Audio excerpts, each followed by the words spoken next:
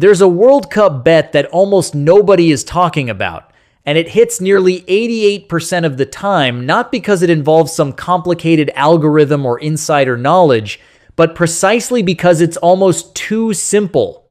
While everyone else is scrambling to predict champions, arguing over group stage upsets, or building elaborate round of 1-6 parlays, there's a single, straightforward wager sitting quietly on the board that the historical data from 3 consecutive World Cup tournaments proves to be one of the most reliable bets in all of soccer. That bet is over 1.5 goals, meaning both teams just need to combine for 2 goals within the 90 minutes of regulation play. Goals scored during extra time and knockout rounds don't count toward this bet. Penalty shootout goals don't count either. Just 90 minutes of regulation soccer, 2 combined goals, and the bet is a winner. That's the entire concept. Now, before you dismiss this as too simple to be worth your time, hear the numbers out. Over the last 3 World Cups, spanning 192 total matches, this bet hit 83% of the time with absolutely no filtering whatsoever. No matchup analysis, no venue research, no odds checking. Just betting every single match blindly. Apply the right filters to those same matches, and that number climbs to 88% or higher, and that consistency didn't break down over time. It held across 3 different host countries, 3 completely different generations of players, and 3 separate tournament cycles. Sportsbooks have to offer this line because it's a standard market, but the overwhelming majority of casual World Cup bettors completely ignore it in favor of flashier, more exciting markets. While everyone is chasing outright tournament winners and building multi-leg parlays, this bet is sitting right there at odds between -400 and -700, cashing nearly 9 times out of 10 when you approach it the right way. To really understand why this bet works at the World Cup specifically, and why it works better here than in any other soccer competition on Earth, you have to understand the 3 structural factors that make the tournament uniquely high scoring. The first reason is that the group stage format creates enormous pressure to attack. In club soccer, a 0-0 draw is a perfectly acceptable result. A point on the road, defensive discipline maintained, move on to the next match. But in the World Cup group stage, every single team plays only 3 matches, and only the top 2 from each group advance to the knockout rounds.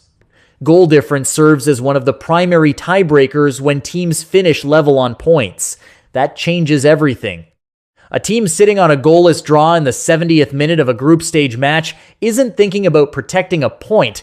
They're thinking about the implications of that result on their goal difference if 2 other teams in the group start scoring. The tournament structure doesn't just allow attacking play, it actively incentivizes it in a way you simply never see in a domestic league or even continental club competition. The second reason is the talent gap between the world's elite nations and smaller qualifying federations.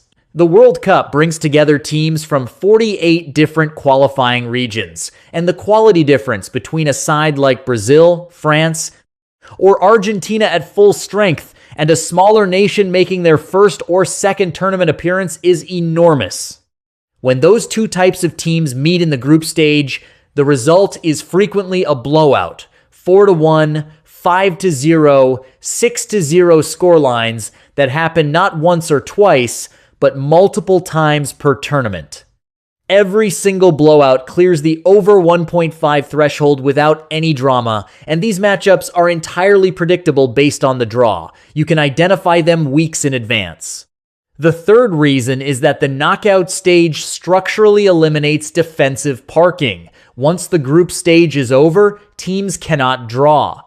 A tied match after 90 minutes means 30 minutes of extra time, and if the score remains level, it goes to penalty shootouts.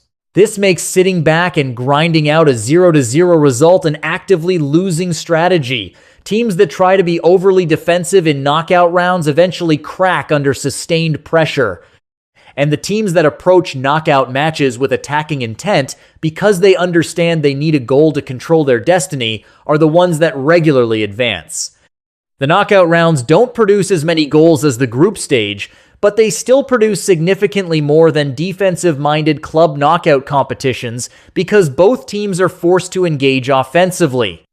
Combine all three of these structural realities, and the World Cup becomes a uniquely goal-friendly environment that the over 1.5 market reliably reflects.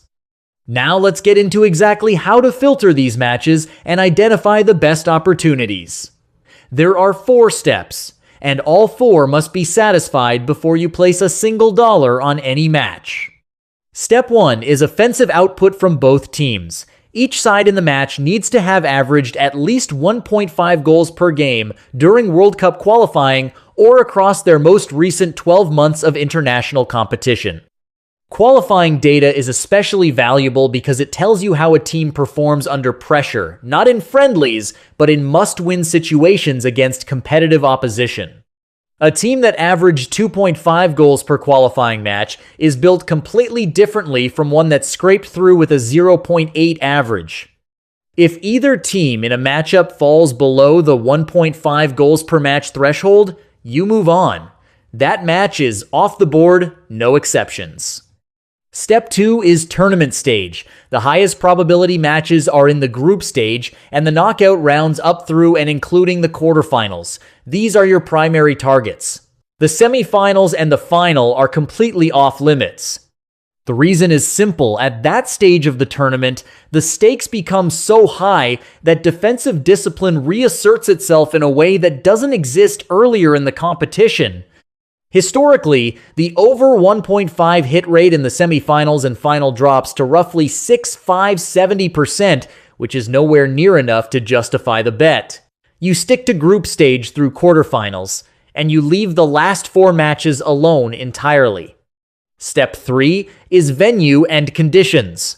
This matters more at the 2026 World Cup than it has at any recent tournament, because matches are being spread across 16 different stadiums in 3 countries, the United States, Mexico, and Canada. Not all venues are created equal for this strategy. Large modern stadiums with fast, artificial, or well-maintained grass surfaces in hot weather cities like Miami, Atlanta, Dallas, and Houston are ideal targets. Heat fatigues defenders faster than attackers because defenders must constantly react and reposition, while attackers can control their own bursts of energy.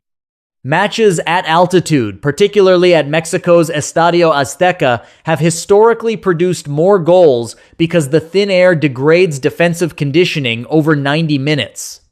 On the flip side, smaller venues in cooler climates like certain Canadian stadiums have historically been lower scoring, and you treat those more cautiously. Your goal is to identify matches where the environment reinforces the attacking tendencies you've already confirmed through the roster analysis in Step 1. Step 4 is the line itself. After the first 3 filters all pass, you check the available odds. Your target is -500 or better, meaning -500, -400, -300. At -500, the sportsbook's implied probability is 83.3%. But with all 3 prior filters passing, your true estimated probability for that match sits around 88–90%, which creates a genuine 5 to 7% edge per bet. That might not sound like a lot, but it compounds significantly across a full tournament with dozens of qualifying matches. Always shop the line across multiple books. DraftKings, FanDuel, Bet3, 6-5, and Bovada regularly price the same match differently because World Cup markets are far less efficient than NFL or NBA markets. Casual money floods into outright winner bets and parlays, leaving the totals market softer and more exploitable. If the best available line doesn't clear -500 after all 3 prior filters pass, wait for the next match. Discipline is what separates consistent winners from bettors who erode their edge-chasing lines. To see exactly how this plays out in a real match, look no further than Spain versus Costa Rica from the 2022 Qatar World Cup. Spain averaged 2.4 goals per match across European qualifying, and their Nations League campaign elite attacking depth across multiple systems. Costa Rica averaged 1.8 goals per match through CONCACAF qualifying, decent output, enough to clear the filter. Both teams passed step 1. It was a group stage opener with massive advancement implications for both sides, clearing step 2 immediately. The match was played at Al Thumama Stadium in Doha, a brand new modern venue with a fast playing surface built for high-intensity soccer, passing step 3. The over 1.5 line sat at -500, with a true estimated probability based on filter analysis landing around 94%, a 10% edge, one of the strongest spots of the entire tournament. Spain won 7-0, they scored in the 11th minute, added a second before the 21st, and led 3-0 by halftime. Costa Rica had no answers for the talent gap, and Spain kept attacking because the group stage environment rewarded sending a message. The bet hit by 5.5 goals. That match wasn't a lucky outcome, it was the entirely predictable result of a system correctly identifying a massive talent disparity in a high-pressure group stage environment at a venue built for attacking soccer. That same pattern, elite nations against weaker qualifying sides in the opening group stage rounds, will repeat itself multiple times at the 2026 World Cup. See you in the next video.